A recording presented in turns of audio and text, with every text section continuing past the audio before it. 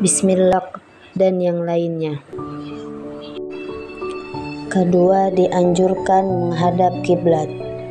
Dari Ibnu Umar radhiyallahu anhu, Rasulullah Al-Qur'ana am ala qulubi aqfaluha. Mengapa mereka tidak merenungkan kandungan makna Al-Quran? Apakah ada kunci di hati mereka? Quran Surat Muhammad ayat 24. Dan inilah tujuan utama Allah menurunkan Al-Quran, agar kitabnya direnungi dan diamalkan. Allah Ta'ala berfirman, Kitabun anzalnahu ilaika mubarakun liyadabbaru ayatihi waliyatadakkara ulul albab.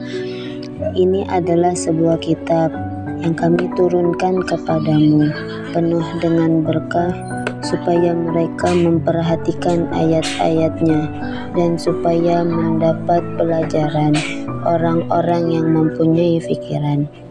Quran Surat Shad ayat 29. Kelima, berusaha khusyuk, memusatkan hati hingga perasaan terbawa sesuai apa yang kita baca. Allah Subhanahu wa Ta'ala berfirman, Innamal mu'minuna alladzina idza dzukirallahu wajilat qulubuhum wa idza tuliyat 'alaihim ayatuhu zadatuhum imana. Sesungguhnya orang-orang yang beriman ialah mereka yang bila disebut nama Allah gemetarlah hati mereka, dan apabila dibicarakan ayat-ayatnya bertambahlah iman mereka.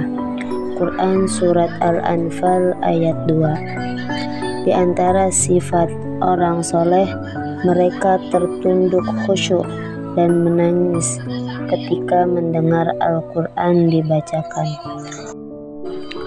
Allah berfirman, Innal ladzina utul ilma min qablihi idza yutla 'alaihim yakhiruna lil adqani sujada yaquluna subhana rabbina in kana wa'du rabbina lamaf'ula wa yakhiruna lil adqani yabquna wa yaziduhum khusyu'a. Sesungguhnya orang-orang yang diberi ilmu sebelumnya, apabila Al-Quran dibacakan kepada mereka, mereka menyungkur atas muka mereka sambil bersujud, dan mereka berkata, Maha suci Tuhan kami, sesungguhnya janji Tuhan kami pasti dipenuhi. Dan mereka menyungkur atas muka mereka sambil menangis, dan mereka bertambah khusyuk. Quran Surat Al-Isra ayat 107-109. Keenam, berusaha membaca dengan benar, jelas, dan dengan suara bagus. Allah berfirman, Warattilil Qur'ana tartila. Bacalah Al-Quran dengan tartil. Quran Surat Al-Muzammil ayat 4. Yang dimaksud membaca dengan tartil adalah membacanya dengan pelan, jelas setiap hurufnya. Rasulullah SAW juga menganjurkan kita untuk membaguskan suara ketika membaca Al-Quran.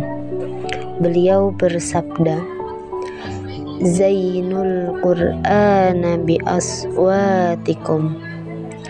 Hiasilah Al-Quran dengan suara kalian. Hadis riwayat Ahmad, Nasai, dan yang lainnya. Ketujuh, boleh membaca Al-Quran sambil berdiri di atas kendaraan atau berbaring. Allah berfirman, menceritakan karakter ulil albab, orang yang cerdas. alladzina yadhkurunallaha qiyaman wa qu'udan wa 'ala junubihim wa yatafakkaruna fi khalqis samawati wal ard, yaitu mereka yang selalu mengingat Allah ketika berdiri, duduk, dan ketika berbaring. Mereka merenungkan ciptaan langit dan bumi. Quran Surat Al-Imran ayat 191. Nabi Shallallahu Alaihi Wasallam pernah membaca surat Al-Fat di atas kendaraannya ketika beliau menaklukkan kota Makkah. Hadis riwayat Bukhari dan Muslim. Aisyah menceritakan bahwa Nabi Shallallahu Alaihi Wasallam pernah berbaring dengan meletakkan kepala di pangkuan Aisyah yang sedang haid. Kemudian beliau membaca Al-Quran. Hadis riwayat Bukhari dan Muslim. Kedelapan, tidak membaca terlalu keras sehingga mengganggu orang lain yang sedang sholat atau yang sedang tidur. Nabi Shallallahu Alaihi Wasallam pernah menemui para sahabat ketika mereka sedang sholat malam dan mereka saling mengeraskan bacaannya.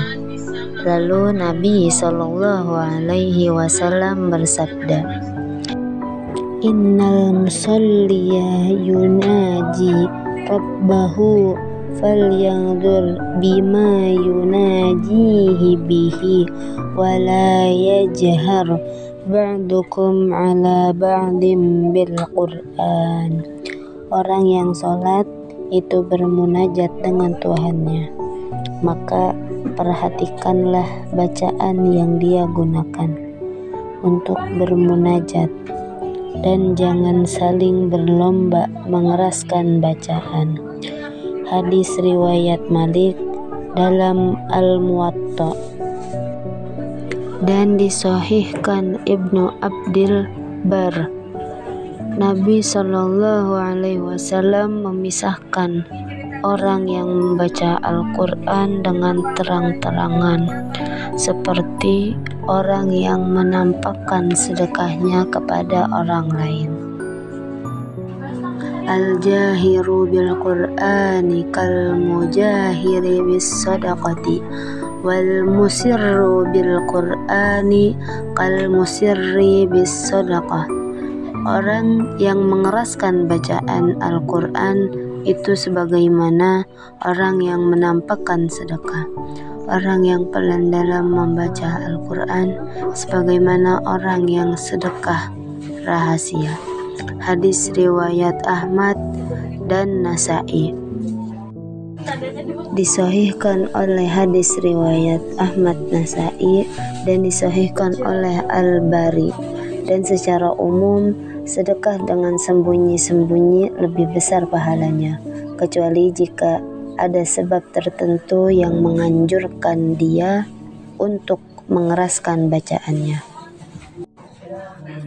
Kesembilan, Rasulullah Shallallahu Alaihi Wasallam telah melarang menghatamkan Al-Quran kurang dari 3 hari, karena ini terlalu cepat, sehingga tidak bisa merenungi maknanya. Beliau bersabda, "La yafqahu man qara'al Qur'ana fi aqalli min 3." Orang yang membaca Al-Quran kurang dari 3 hari, maka tidak akan memahaminya. Hadis riwayat Ahmad dan Abu Daud. Dan disahihkan oleh Albani, Rasulullah Shallallahu Alaihi Wasallam pernah memerintahkan Abdullah bin Umar radhiyallahu anhuma agar menghatamkan Al-Quran setiap 7 hari sekali. Muttafaqun alaih. Ke-10, melakukan sujud tilawah ketika melewati ayat sajadah. Aisyah menceritakan ketika Rasulullah Shallallahu Alaihi Wasallam melakukan sujud tilawah di malam hari, Beliau membaca kalimat berikut berulang kali. Sajada wajhiya lilladzi khalaqahu wa syaqqi sam'ahu wa basarahu bihaulihi wa quwwatihi. Wajahku bersujud kepada Tuhan yang telah menciptakanku, yang memberi pendengaran dan penglihatanku dengan daya dan upayanya. Hadis riwayat Nasa'i dan Abu Daud. Semoga kita tidak lalai dalam mengamalkan.